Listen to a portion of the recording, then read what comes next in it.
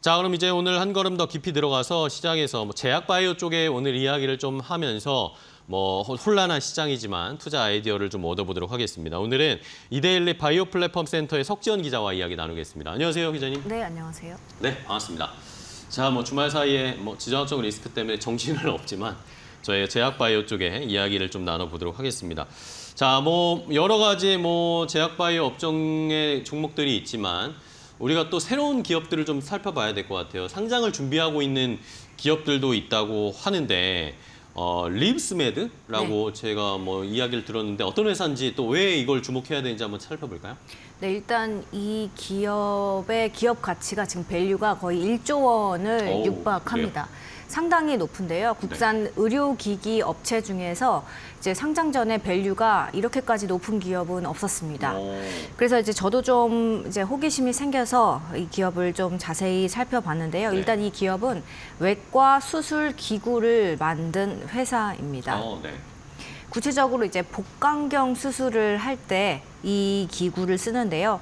예전에는 주로 개복술이라고 이 배를 완전히 이제 갈라서 이제 수술을 하는 그런 게 일반적이었지만 이제 수술 후 회복 과정도 그렇고 흉터 미용적인 시각 측면에서도 그렇고 개복술은 이제 거의 쓰지 않게 됐고 이제는 복강경 수술을 합니다. 그래서 복부에 작은 구멍을 내고 거기에 카메라를 넣고 이제 수술 기구를 넣어서 이제 빠르게 종양을 제거한다던가 혈관을 이제 시술한다던가 하는 거거든요. 리브스메드의 이제 핵심 제품은 지금 화면에 보시는 것처럼 아티센셜이라고 의사들이 이제 저기 집게 부분에 손가락을 넣어서 저렇게 그 끝에 집게 끝 부분을 활용해서 수술을 하는 겁니다. 오른쪽에 손을 잡는 거죠? 그렇죠. 그래서 이제 엄지와 검지를 저기다 넣고 이제 수술을 하는 건데요. 이제 저 기구의 특징이 뭐냐면 맨 왼쪽에 저 집게가 이렇게 회전하는 듯한 이미지가 있죠. 네, 저게 상하 좌우 90도 회전이 가능한 건데 이 90도 회전이 가능한 걸로는 세계 최초입니다. 그러면 말씀해주신 상하 좌우 90도로 회전한다는 게 사실 잘 이해는 안 되는데 이게 이렇게 되면 뭐가 좋은 거죠? 이렇게 되면은 사실상 이제 360도 이렇게 관절처럼 손가락처럼 회전이 가능하기 때문에 예전에는 기존에 나왔던 거는 일자형 집게였습니다. 이렇게. 그냥 자르는. 네. 이걸로 이제 실도 묶고 이걸로 이제 안에 들어가 가지고 디테일한 그런 수술까지 다 해야 되기 때문에 의사분들께서 굉장히 힘들어하셨습니다. 그렇죠. 네, 그런데 저게 저렇게 집게로 상하 좌우 다 움직여지면 수술 과정이 훨씬 쉬워지는 겁니다. 그렇네요. 이게 움직이는 반경도 넓어질 거고 이 접촉할 수 있는 면도 넓어지겠네요. 공간도. 네, 그렇습니다. 그리고 이제 최소 침습이라고 이제 예전에는 일장 집게를 했을 때는 반경이 이제 좁으니까 더 이제 찔 수도 있잖아요. 그렇겠네요. 그렇지만 이걸 넣으면 이제 거의 째지 않고도 수술을 마무리할 수 있다는 점에서 의사분들을 제가 실제로 시술한 분들 만났는데요. 혁신적이라고 평가를 했고 게임 체인저 이런 반응들이 많은 게 그렇게 놀랍지 않을 정도였습니다. 이 기술을 이제 세계 최초라고 말씀드렸는데 다빈치라고 혹시 수술기구 다빈치라고 들어보셨을지 모르겠습니다. 이 다빈치는 그 로봇 기구인데 거기도 이제 사실 이 관절이 들어간 이 기구가 달린 로봇으로 수술을 하는 제품을 만들었습니다. 근데 그 회사는 60도밖에 회전이 되지 않거든요. 그래서 의사가 이제 큰 로봇, 저기 지금 화면에 보시면 저렇게 로봇이 있고 그 옆에 이제 들어가서 이렇게 손으로 이렇게 조이스틱을 조작하듯이 하는 건데 저 기구의 경우 60도만 회전이 되지만 아티센셜은 그냥 의사가 직접적으로 환자의 몸 앞에서 이렇게 집게를 넣어서 수술한다. 그런 점에서 다릅니다. 아티센셜은 로봇 수술 로봇 제품은 아니지만 핸드헬드, 손으로 잡고 하는 거. 저 인투이티브 서지컬 같은 경우는 저렇게 의사가 옆에 이제 로봇 기구를 두고 저렇게 화면을 보면서 하는 것이라는 점에서는 다릅니다. 자, 그러면은 어쨌든 이 립스메드께 더 작고 조작하기도 더 쉽고 그걸 만약에 몸에 이렇게 투입을 했을 때도 움직일 수 있는 반경이 더 넓기 때문에 오히려 더 경쟁력이 있다라고 볼 수가 있겠는 거네요. 그러면은 뭐 가격 같은 것도 저희가 좀 살펴봐야 될 것 같긴 해요. 네, 그 로봇 수술이 훨씬 비쌉니다. 그 네. 최소 500에서 최대 1,400만 원 수준. 그래서 이제 환자들한테 어떤 많은 옵션들을 수술 옵션들을 제공한다는 점에서 리브스 매드의 제품은 이제 그 아주 고가 보다는 이제 저렴한 가격이면서도 이제 개복술보다는 훨씬 더 진보된 그러니까 중간 형태의 어떤 옵션을 제공할 수 있다는 거고요. 지금 2019년부터 건강보험이 적용됐거든요. 이 수술에 그래요? 대해서. 그래서 환자들은 기존의 이제 일자형 집게로 수술하는 것보다 한 30만 원에서 뭐 그 정도 수준만 더 내면 이 아티센셜로 시술 받을 수 있다. 그런 점에서 상당히 경쟁력이 있다고 보겠습니다. 이제 로봇 수술은 비급여입니다. 보험 적용이 되지 않습니다. 그렇네요. 네, 상당히 차이가 많이 나는 그렇군요. 거죠. 그러면은 어쨌든 가격 우리 그러니까 수술을 받는 환자분들의 입장에서도 훨씬 몸의 부담도 덜 가고 그렇습니다. 가격도 어쨌든 건강보험 우리나라에서는 보험 적용을 받을 수 있는 상황이니까 네. 가격도 조금 더 그러면 더 시술하는 횟수가 늘어나겠네요. 그렇습니다. 자, 그렇다면은 어쨌든 이렇게 경쟁력 있는 기구를 우리나라 이 스타트업이라고 할 수 있는 회사에서 개발했다라는 거잖아요. 이게 실제로 아까 뭐 보험 적용이 된다고 했는데 그러면 실제로 지금 시장에서 많이 쓰여지고 네. 있다라는 말이네요.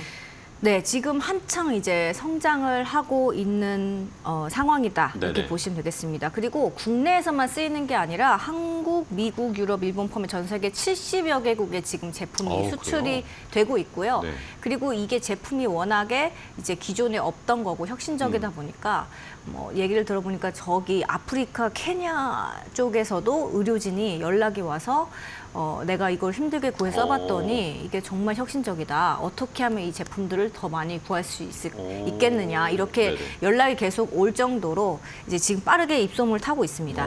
이제 이 제품은 이미 2018년 4월에 한국 식약처 최초 인증 시작으로 같은 해 8월 미국 FDA 승인 받았고 2019년에는 유럽 CE 인증도 획득을 했습니다.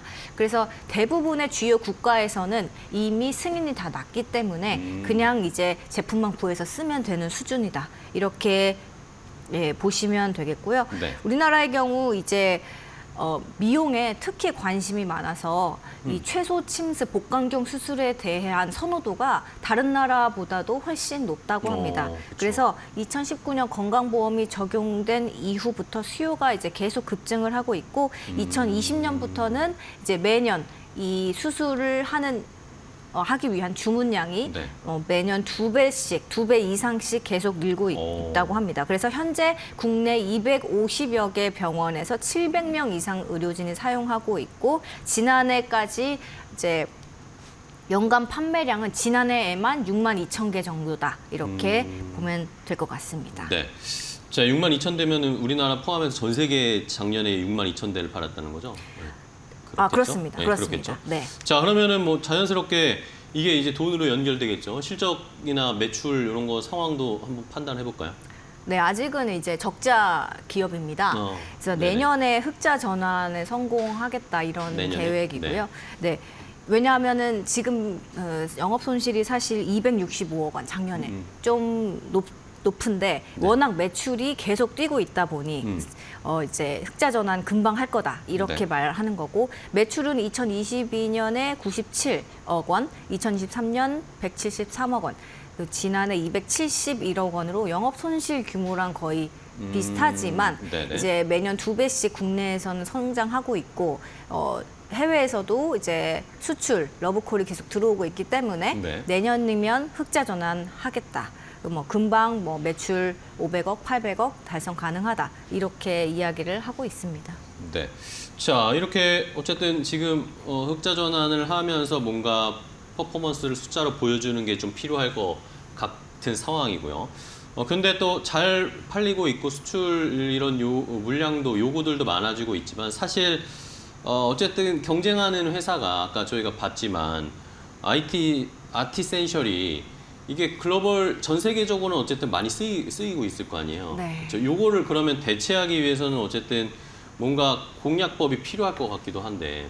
그 다빈치가 아직은 전 세계에서 많이 쓰이니 다빈치. 네, 아티센셜이 어떻게 하겠냐라는 네, 그쵸, 의미죠. 네, 정확히 말씀해 주신 것처럼 지금 다빈치의 그 시장 점유율이 거의 뭐 90% 이상 상당히 그러니까요. 압도적인 그렇겠죠, 상황입니다. 지금은.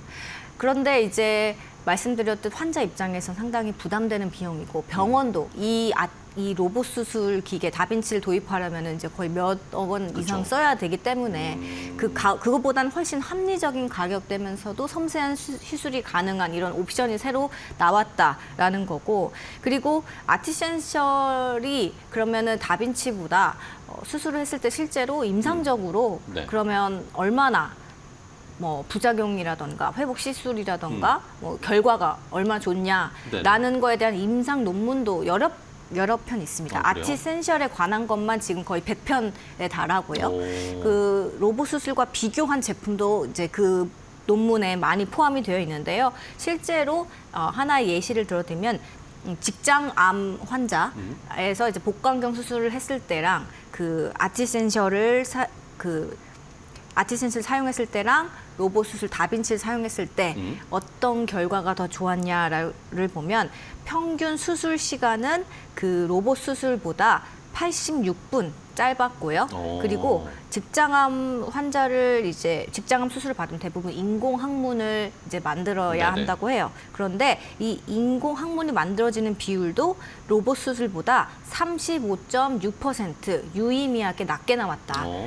그러니까 수술 후 결과도 환자한테 훨씬 유리한 쪽으로 결과가 나왔다라는 거고, 결국 이거 보면 아티센셜을 활용한 수술에서 인공 항문 만들 확률이 로봇 수술 대비 6분의 1 수준으로 낮았다라는 거니까 환자 입장에서는 이제 그쵸. 안 쓸 이유가 부담이 덜하겠네요. 없겠죠. 네, 그렇기 때문에 훨씬 빅파마긴 합니다. 네네. 인투이티브 서지컬은 시총이 아마 720조 원에 가까운 네네네. 엄청난 대기업인데요.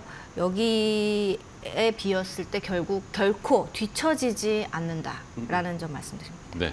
자, 그러면은 뭐 IT 센셜이 잘 이제 지금도 주문이 많이 늘어나고 있다니까 이런 걸로 좀 실적 회복을 하는 것을 저희가 잘 모니터링 지켜봐야 되겠고, 혹시 마지막으로 질문 드린 건 이거 말고도 또 혹시 다른 뭐라고 해야 되나? 다른 의료기기, 네, 제품 네. 이런 것도 있나요? 여기에만 집중된 건 아니에요? IT 센셜에? 네, 추가로 4개 제품이 내년까지 네네. 이제 쭉쭉쭉 나옵니다. 그러니까 포트폴리오가 하나는 그래요? 아니다라는 말씀을 드리고 싶은데요. 일단 올해 이제 혈관 봉합기 아티실이라는 제품이 나옵니다. 이제 수술을 하다가 혈관에서 이제 뭐 지혈을 해야 될 때 혈관을 이렇게 막잖아요. 그러면 이제 그 아티실이라는 제품을 넣어서 혈관을 이렇게 이제 고데기 하듯이 이렇게 쭉 누르고 있으면 혈관도 끊기면서 바로 지혈까지 되는 그런 이제 복강경 수술의 필수적인 제품들을 계속해서 만들 예정이라고 합니다. 네. 그래서 이제 미국 시장 같은 경우는 올해부터 본격적으로 진출을 해서 매출이 발생할 예정이고요. 지금 그걸 위해서 미국 최대 의료기기 구매 대행 그룹과도 올해 계약을 맺었고, 그래서 지금 계속해서 제품을 공급을 하고 있어서 뭐 현재보다는 앞으로가 더 기대되는 기업이다라고 말씀드리고 싶습니다. 네, 알겠습니다. 립스메드는 그러면 하반기에 어쨌든 코스닥 상장을 좀 준비를 하고 있는데 네. 이런 것들이 잘 버무려지면서 실적도 개선되는 것들을 좀 보면 뭐 상장하고 나서의 앞으로의 기대감도 우리가 좀 지켜봐야 할 그런 기업이다라고 소개를 해주셨어요. 좋습니다. 첫 번째는 봤고, 자 다음은 브릿지바이오를 좀 간단하게 좀 네. 체크를 해볼게요. 네. 브릿지바이오가 최근에 지난주에 뉴스가 있었어요. 헤지펀드 가상자산 헤지펀드 쪽에 인수가 됐는데, 자 이렇게 되면은 이 회사의 성격이 바뀌는 거 아닌가라는 그런 걱정도 좀 있는데요. 그렇죠. 이제 바이오 사업이랑 이제 브릿지 바이오가 좀 이제 멀어지는 거 아니냐. 이게 그러게요. 시장에서 나오는 가장 큰 우려입니다. 아시다시피 지난 20날 공시를 통해서 미국의 투자사 파라텍시스 홀딩스가 한국에 만든 펀드인 파라텍시스 코리아 펀드 1호가 이제 그 브릿지바이오의 경영권을 넘겨받는 계약을 체결을 네. 한 겁니다. 그래서 유상증자랑 전환 사채를 통해서 이 계약이 이루어졌고 이제 해외 자금이 국내 기업의 새 주인으로 들어오게 됐다는 겁니다. 네. 그러면 코스닥은 그냥 남아 있기로 한 건가요? 그렇습니다. 자재상패 이런 건 안 하는 건가요? 네, 코스닥 지위는 유지되지만 네. 아마 사명이 변경될 것 같습니다. 그 파라텍시스 코리아로 변경이 되고 그리고 이제 CEO도 당연히 바뀔 것 같습니다. 자, 일단은 뭐 관련해서 지난주에 이슈가 나오고 나서는 뭐 주가가 좀 오르긴 했는데 사실 이게 그러면은 앞으로 어떻게 될지 바이오 사업에서는 우리가 그러면은 이제 이게 또 가상자산 관련된 네. 쪽에 인수를 했단 말입니다. 예, 그렇습니다. 이러다 보니까 이게 바이오 사업은 접는 거 아니야? 라고 생각할 예, 수도 있을 것 같아요. 맞아요. 이 회사의 주력 사업이 디지털 자산에 특화된 다중 전략 투자입니다. 네. 바이오랑 언뜻 들어도 거리가 좀 있어 보이기 관계가 때문에 없는 것 같은데. 그래서 이제 바이오 사업을 사실상 접는 거 아니냐 이렇게 이제 시장이 계속 우려를 하고 있습니다. 그래서 이 회사 자체가 이제 혼합형 헤지 펀드를 운영 중인 회사이긴 합니다. 그리고 디지털 자산 투자에 집중을 하고 있는 거고요. 네. 뭐 세부적인 사업 계획은 오는 8월에 이제 주주총회를 열어서 거기서 이제 확인을 해볼 수 있겠지만 벌써 시장에서는 이 사명도 바뀌고 그 전혀 바이오랑 거리가 먼 회사 느낌으로 이제 벌써 가고 있다. 하지만 뭐 여기 당시 이전 대표인 이정규 전 대표는 계속해서 우리는 임상 시험도 집중하고 신약 개발을 놓지 않겠다 이렇게 밝히고 있다고 합니다. 네. 자, 그러면 이 인수한 파라텍시스 이쪽은 뭐 어떤 일을 하는 회사입니까? 뭐 이 회사는 이제 비트코인 트레저리 전략, 뭐 기업의 자산으로 비트코인을 보유한 그런 전략에 집중을 하고 있어서 그래서 이제 디지털 자산 분야에 이제 특화된 기업이다라는 말이 나오고요. 네. 그리고 뭐 기관 투자자 지향적인 접근을 이제 표방을 하고 있는 회사긴 합니다. 어쨌든 이러니까 걱정할 수밖에 없네요. 이 비트코인 뭐 요즘 뭐 핫한 게 가상자산 뭐 이쪽이긴 하지만 바이오 쪽 보고 투자하신 분들 입장에서 이제 난처해지는 상황이 좀 발생을 할 것 같은데 하필이면 이게 또 이 브릿지바이오가 창립한 지 딱 10주년이 되는 요 타이밍에 또 이런 변화가 일어나게 됐고 또 어쨌든 최근에는 뭐 대규모 기술 이전 이런 것 때문에 기대감도 좀 있었잖아요. 물론 뭐 안 좋은 소식도 있긴 했지만 임상 실패 이야기 때문에 주가가 또 많이 떨어지기도 한 상황이었고 요 앞으로의 그러면 바이오 쪽에 앞으로의 개발 추이 계획들은 어떻게 뭐가 있다고 하던가요? 뭐 이제 BBT 877이라는 이제 파이프라인이 가장 대표적인데 상장 전에 이제 대규모 기술 이전에 성공하면서 시장 기대감을 한 몸에 받았고 그 기대감을 타고 코스닥 시장에 상장을 했었습니다. 그때 당시 계약 규모가 1조 5천억으로 그 당시 국내 바이오 벤처 중에서 가장 큰 규모였는데요.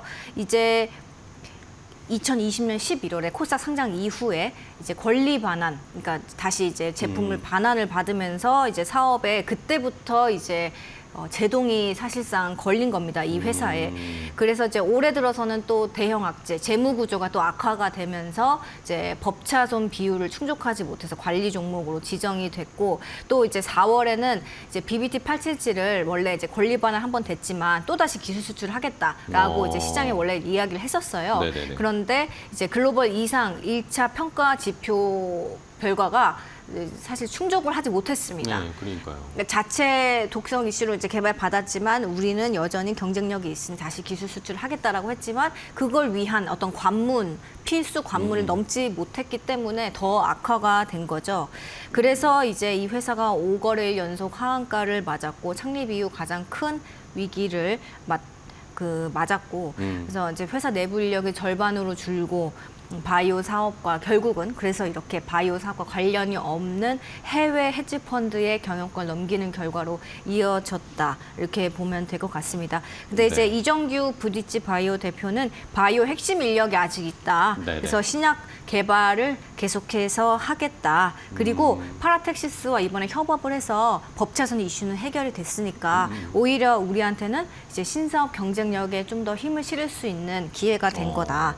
그래서 BBT877 포함해서 4개 그런 다른 그 임상 단계 과제들이 있는데 이걸 계속 영위해 나가겠다 이렇게 이야기를 한 상태입니다. 네, 알겠습니다. 자, 일단은 뭐 브릿지 바이오 테라피틱스 조금 뭐 변화가 생겼는데 뭐 회사 입장에서는 여전히 뭐 사업 추진하는 사업 계속 할 거다라는 이야기를 하고 있어요. 8월에 뭐 주주총회 있다고 하니까 그때 어떤 입장을 밝히는지 저희도 한번 잘 지켜보게. 그때 한번 더 체크 좀 부탁드릴게요, 네. 기자님. 네. 오늘 석정 기자와 함께 이야기 나눠봤습니다. 오늘 좋은 인사이트 주셔서 감사하고요. 다음 시간에 또 뵙겠습니다. 네, 고생 많으셨어요. 감사합니다. 고맙습니다.